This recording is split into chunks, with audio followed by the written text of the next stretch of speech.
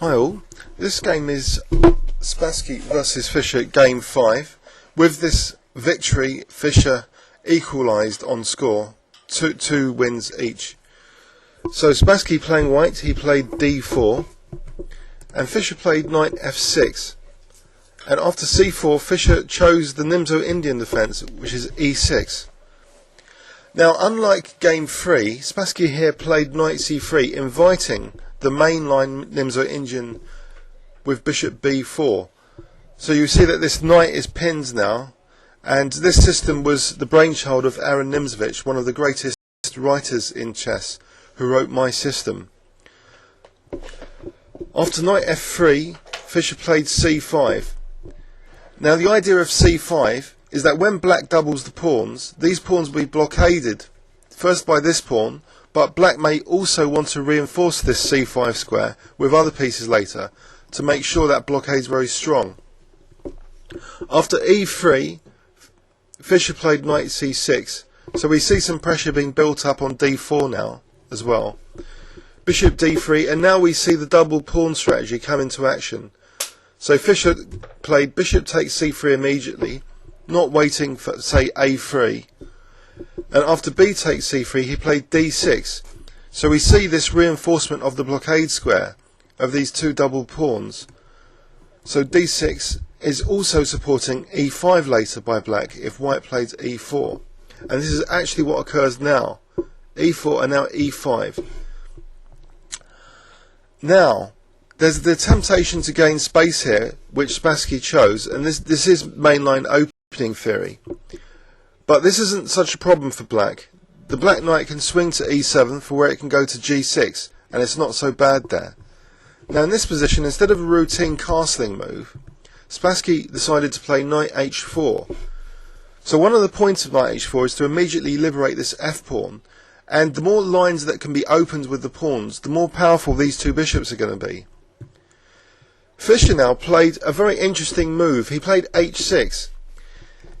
It does stop that bishop g5 move, but maybe also black's threatening g5 here. If white casually castled, perhaps g5 is playable. In this position though, Spassky now played immediately f4. And after knight g6, Spassky doubled Fischer's pawns.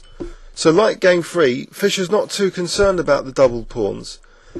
And he's got some dynamic piece play again. And again, control of the e5 square is likely in some variations. After f takes e5, d takes e5, we see that this bishop on d3 isn't so good behind these white pawns. This bishop though is the more dangerous of the two. Bishop e3 now, and it's immediately attacking this vulnerability which Fischer supports with b6. Now both sides castle, and Spassky plays a4. So again he's kind of targeting black's queen side here, and Fischer now plays a5 to stop the queen side from being attacked so much. After rook b1, we see now bishop d7, and this pawn is a bit weak, and so white's not without structural targets as well as these double pawns here. Rook b2, so potentially this b pawn is going to be pressurized. Rook b8, and now rook bf2. So maybe Spassky's thinking that he's going to try and attack Fischer somehow on the king side. So he's leaving this queenside pawn vulnerability behind to put efforts on this side of the board. Fischer now played queen e7. And after bishop c2, which supports that a4 pawn, white's queen is now freer to move away to maybe support an attack with, say, queen d2. But now Fischer played g5, so he's starting to use these double pawns. And we see here that this f4 square is a good outpost if black can get in ever, knight h5 to f4. But at the moment he can't because of that queen is supporting the h5 square. After bishop d2, Fischer now played queen e8.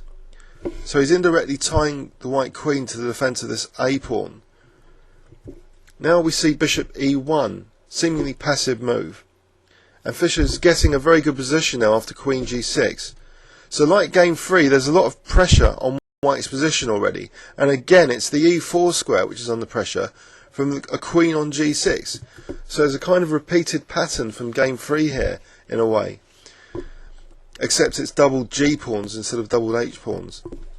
After queen d3, now Fischer can play knight h5, which he does, and look at that nice f4 square. Fischer's also inviting the trade of all the rooks, which is what occurs now.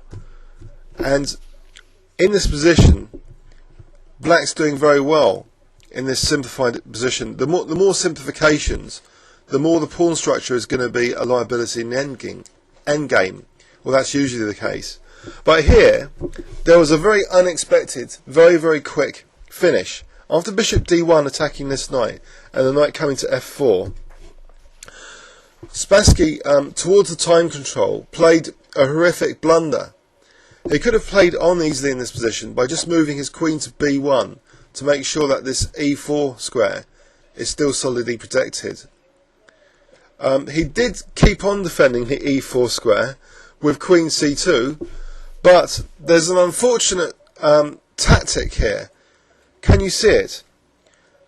I'll give you 5 seconds. 5, 4, 3, 2, 1.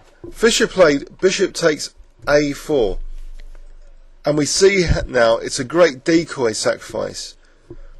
Spassky, to his horror, he just resigned here because he knew it was lost.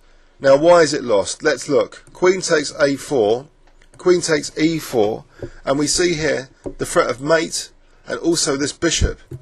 So Fischer's won a pawn out of the blue sky, clear blue sky, and there's nothing really that can be done about this. But what's even worse is that my analytical assistant indicates it's a forced mate in 6, because actually this is threatening queen takes e1 mate, not just taking the bishop, and so there's 2 threats of mate here, and black can't parry both. If king f2, then knight d3 check, king g3, queen h4, and we see here a forced mate like this with knight c1 would be mate. So it's a forced mate actually, even if Spassky wanted to carry on, which he wouldn't want to. So that was a very unfortunate tactic. Let's have a quick overview and summary of the game. It was a Nimzo-indian defence. So Spassky played the mainline Nimzo-indian. Fischer was gladly giving up his bishop pair, and now he's cementing that c5 blockade square of these double pawns, as well as supporting e5 to make sure this e-pawn will not be liberated later.